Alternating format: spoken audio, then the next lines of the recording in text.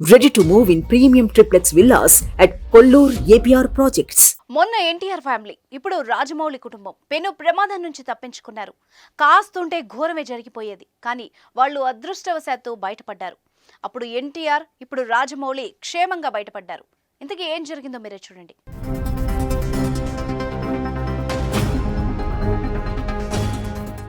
జపాన్లో పరిస్థితి ఎప్పుడు ఎలా ఉంటుందో తెలీదు.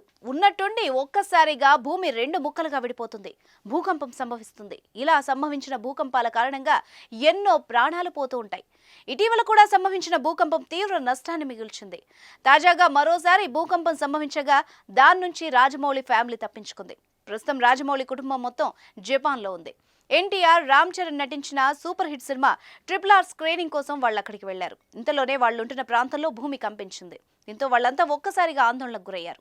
స్వల్ప భూకంపం వచ్చిందన్న ఆయన కుమారుడు కార్తికేయ తన సోషల్ మీడియా వేదికగా పంచుకున్నాడు.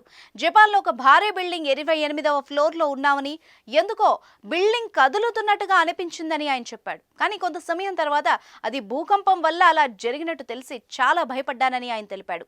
మొదటిసారిగా భూకంపం ద్వారా కలిగే అనుభూతిని చెందానని ఆయన వెల్లడించారు. మేం టెన్షన్ పడ్డాం, కానీ జపనీయులు మాత్రం ఎలాంటి ఆందోళన లేకుండా ఉన్నారు.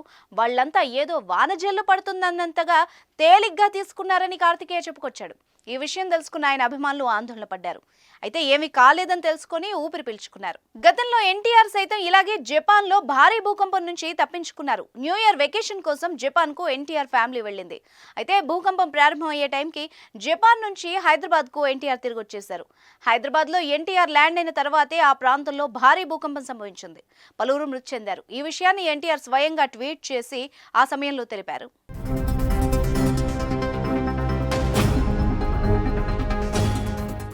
సుమన్ టీవీలో మీ పర్సనల్ అండ్ బిజినెస్ ప్రమోషన్స్ కోసం కింది నెంబర్కి కాంటాక్ట్ చేయండి.